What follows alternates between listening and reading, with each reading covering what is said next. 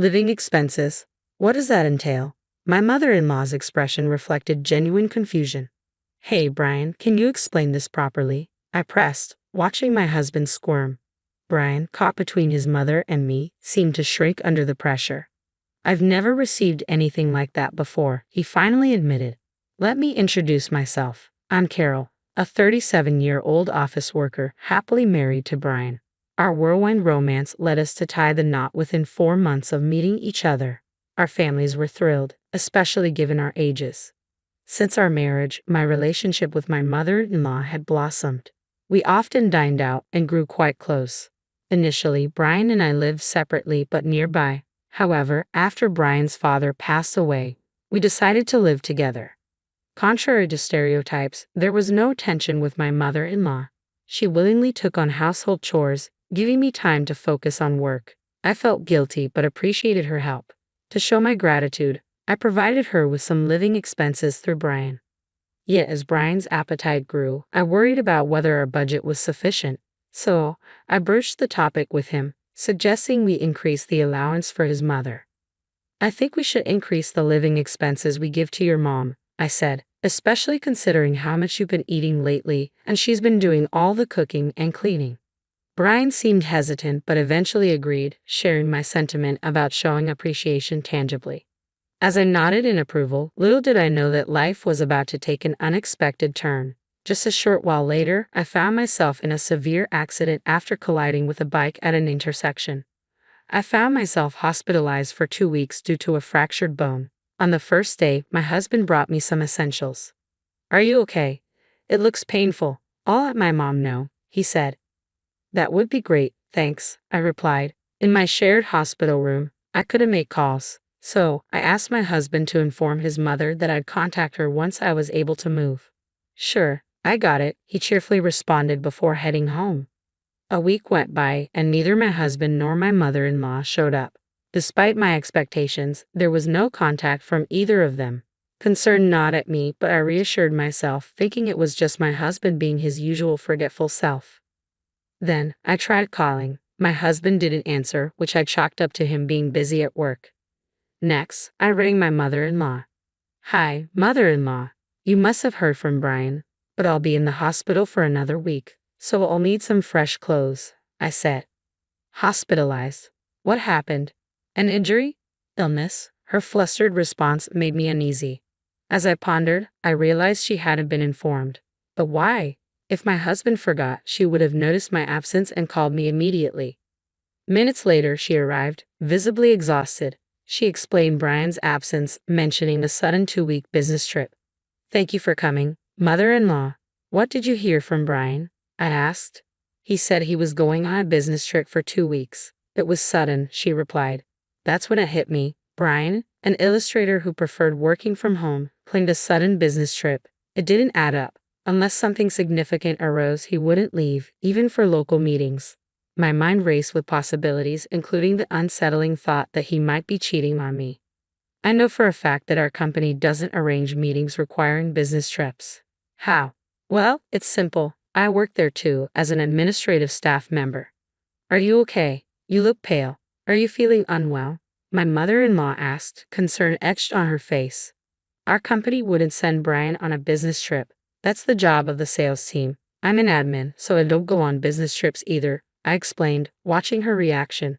Her puzzled expression spoke volumes. In other words, Brian lied. It had been a week since his unexplained absence and there was no official notification. I couldn't help but wonder where he really was. He left his injured wife in the hospital and lied to me. Did Brian tell you where he was going on business? I inquired. Come to think of it, he mentioned staying in a hotel in Miami arranged by the company, my mother-in-law replied, pulling up the hotel's website on her smartphone. As I glanced at the screen, my heart sank. It was the same hotel where we celebrated our wedding anniversary, a place far too extravagant for a company-funded trip. A throbbing headache began to surface, fueled by the realization of Brian's sloppy alibi. Mother-in-law, this is difficult to say, but Brian might be cheating, I confessed. What? Brian? Her disbelief echoed in the room. But this does seem suspicious, she conceded, her expression shifting. Isn't this the hotel? Hold on, let's confirm if he's really there, she suggested, disappearing for a moment. After what felt like an eternity, she returned, a smirk playing on her lips. They said they'll check it out for me first. We need to verify the facts, she announced. As we waited, about 10 anxious minutes passed by. When I received a call from my mother-in-law, the news was shocking. Brian, my husband, seemed to be spending the night at that hotel, and with another woman, no less. Despite the strict policies against such actions, the circumstances seemed to warrant an exception, my mother-in-law explained. She even disclosed the name of the woman Brian was with. I was taken aback when I heard the name. I knew her. She was actually a friend of mine. My coworker and friend Jessica, who worked in the same department as Brian. She had even been present at our wedding, delivering a speech. The revelation left my mother-in-law equally astonished. Furious, her face flushed bright red, my mother-in-law was ready to confront Brian then and there. However, I urged caution, suggesting we gather solid evidence first. We decided to hire a private detective. After that, I'm filing for divorce. I can't tolerate a man who cheats with my friend. I plan to seek alimony, so I apologize for any inconvenience this may cause you, mother-in-law, I explained. Don't worry about it. I'll give that idiot son of mine a piece of my mind. How dare he betray such a good wife? When he comes back, he'll get a thrashing, my mother-in-law declared angrily, her words offering me some solace. Feeling somewhat uplifted by her support, I began searching for a private detective. A relative of my mother-in-law recommended a reputable detective agency, and I promptly hired them. When I received the report, I couldn't help but laugh. It turned out that my friend Jessica had been posing as Brian's wife while they were away on location, 3 days before my scheduled discharge from the hospital. I dialed Brian's number, keeping it a secret that my mother-in-law was aware of the situation. How are you feeling? I inquired. I'm sorry, I've been too busy to visit. I'll definitely pick you up on your discharge day. Do you need anything? He responded. No, I'm fine. Sorry for bothering you while you're so busy. Apparently, my recovery is taking longer, so my discharge date has been extended. I'm just calling to let you know. I'm borrowing things like pajamas from the hospital, so no need to worry. Looks like I'll be discharged a week from now, I explained. Sorry for not being able to support you while you're so busy. Oh, could you withdraw money for the hospital bills? I don't have any cash on hand, so could you do it on my discharge day? I requested. I see, that sounds tough. All right, I should be done with my delivery in a week, so I'll go to the bank before picking you up. My mom's been worried too. She's caught a cold and feels bad for not being able to visit you. Brian lied effortlessly. Suppressing a laugh at his fabrications, I replied, Oh, is that so? Please tell mother-in-law to take care. Did you manage to inform the office?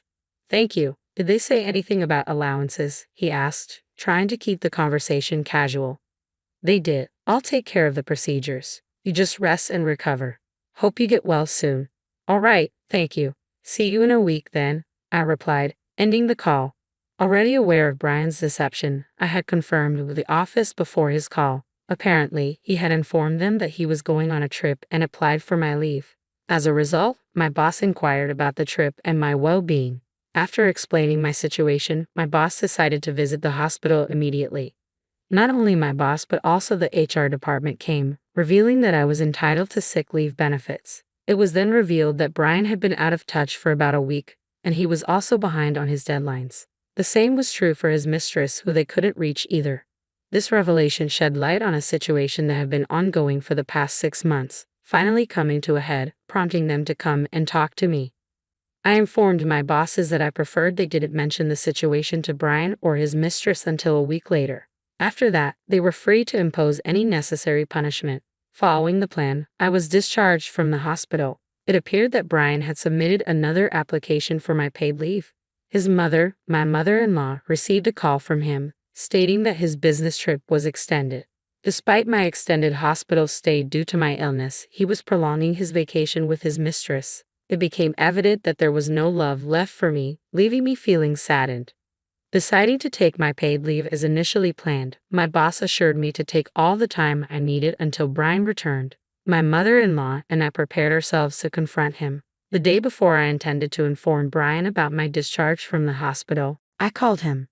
Hello, how's your mother doing? I inquired. I'm feeling good and I got discharged today. It was sudden, so don't worry about picking me up. I can pay with my credit card, he replied. You're working today, right, Brian? I pressed. Yeah, I have a meeting soon and another one tonight, so I won't be home until late. Sorry, he said. That's fine, don't worry about it. I'll take a taxi home, I assured him. Suppressing a laugh at the background noise of a shopping center announcement during his call, I calmly hung up the phone and activated the voice recorder. I had received word from the detective that Brian planned to go shopping today, so I deliberately called him during that time. Upon checking the voice recorder, Brian's voice and the background announcement were distinctly captured. Apparently, Brian had contacted my mother-in-law, claiming he was on vacation with a friend. He insisted it was a working vacation, a sort of half-truth, and mentioned I had given my approval, omitting the details of my hospitalizations to spare her worry. Brian's absurd excuses left me chuckling. According to the detective, Brian had boarded a late-night flight back. My mother-in-law and I laid out all the evidence, awaiting Brian's return. However, Brian called me with a different story. Sorry, the meeting ran late, and I missed the last train. I'll be back on the first train tomorrow, he said. Is that so? That's tough. Got it. Sorry, I can't pick you up, I replied calmly before ending the call. After indulging in a 3-week affair trip, it seemed Brian still couldn't get enough. My mother-in-law was furious, but I found that my love for Brian had vanished entirely, allowing me to maintain composure during our discussion. The next day, Brian returned home looking exhausted, laden with souvenirs. You went on a trip, I stated flatly. I didn't hear about that, I said, puzzled. Ha, didn't I tell you? Sorry, my bad. I got friendly with a client, and they invited me. Business relationships matter, right? Brian explained casually as he handed me a bag and followed me to the living room. I'm home. Hey, what's up with you, Mom? You look scary, Brian said, grinning as he plopped down onto a chair. He seemed to believe his mother was on his side. However, as soon as he saw the documents laid out on the table, his face drained of color. Sitting next to my mother-in-law, I pointed at a photo. Oh yes, you seem to have had quite the fun on your trip with Jessica, leaving your injured wife for 3 weeks. Were you in a honeymoon mood? I asked pointedly. What? What's this, Carol? Stop fooling around, Brian stammered, his face contorting in disbelief. Unfortunately, it wasn't a joke. I presented evidence from a private detective. You were pretty careless, weren't you? Your dinner conversations were totally bugged. Staying at a hotel run by our relatives, you must have thought you wouldn't get caught. Brian's face turned even more shocked as he looked at his mother for help. Mom, it was a lapse in judgment, he tried to explain. A lapse in judgment that lasted 3 weeks seems a bit too long, don't you think? His mother interjected with a cheerful smile. Brian, who had been hoping for help, was stunned. Here, these are documents for a claim for damages and a divorce application. Fill it out now, I instructed firmly. Damages? Divorce? Carol, I'm sorry. I didn't mean it. The one I truly love is you. Can't you forgive me? Let's start over, Brian pleaded. In response, I pressed a button on my phone, and the voices of Brian and Jessica flowed out. It was a conversation recorded by the detective, hinting at a divorce with me and a remarriage with Jessica. Brian's face turned even paler. It was just a spur-of-the-moment thing. I didn't mean it, Brian mumbled, looking desperate. I couldn't care less, really, I replied, handing him the documents and urging him to write. Please forgive me. I can't afford to pay any damages. Well, that's what happens when you splurge like that. Where did all that money come from anyway? I asked pointedly. Brian mumbled something incoherent, and I had a bad feeling about it. You didn't by chance use the living expenses, did you? I have been giving you money to pass on to mother-in-law. Did you? You've been passing it on to her, right? I asked Brian, expecting confirmation. However, the response I got wasn't from Brian, but from mother-in-law herself. Living expenses? What are you talking about? I've never received anything like that, she said, seeming genuinely unaware. Confused, I turned to Brian. Hey, what's going on here? Explain it properly, I demanded. Mother-in-law, and I confronted Brian, who seemed to shrink under our scrutiny. I'm sorry, the living expenses, I used them for our dates, he admitted, his voice barely audible. I felt my already icy affection for Brian grow even colder. He had spent the almost $2,000 I had been giving him every month, all of it. I told you that money was for groceries, utilities, and to thank mother-in-law. That money was mine in the first place, I reminded him, my voice tinged with disappointment. I'm sorry, my salary alone wasn't enough. Brian offered weakly, but it was clear what wasn't enough. The designer items Jessica had. Surely, there must have been gifts from Brian. I swiftly raised my hand to reprimand him, but it was stopped by mother-in-law. Brian watched hopefully, still thinking mother-in-law was on his side. You can't, Carol. If you lay a hand, it'll be to your disadvantage, mother-in-law warned before turning to face Brian. Then, with calm and monotone demeanor, mother-in-law delivered her verdict. I've always thought the sillier the child, the cuter. I've spoiled you too much. Even with the bias, you grew up kind, and your father and I were so happy when you got such a good wife. But now, I'm cutting ties with you. Brian, stunned, tried to protest, but Mom, you're joking, right? Mother-in-law slapped away Brian's pleading hand and handed him a document containing a clause renouncing inheritance. Brian widened his eyes in disbelief, muttering, I can't believe it. It doesn't matter if you can't believe it. It's all true, mother-in-law stated firmly. Dejected and seemingly out of arguments, Brian signed all the documents presented. Afterwards, mother-in-law kicked Brian out. He had apparently been misusing company entertainment expenses and was claimed for reimbursement by the company. Brian ended up living in an apartment without a bath, forced into a poor lifestyle after paying alimony and facing reimbursement claims. I claimed alimony from his mistress, Jessica, who, as it turned out, was married. Her husband was away on business, so I contacted him through social media and claimed alimony. As a result, Jessica avoided divorce but had to quit her job, forced to live with her husband's family in a rural area without internet connection, where she was made to work from dawn till dusk. Having lost my parents early, I ended up being adopted by mother-in-law. Initially reluctant because of Brian's infidelity, mother-in-law eventually accepted, and we sold the house, buying a new one just for the two of us. I want to take good care of mother-in-law until the end.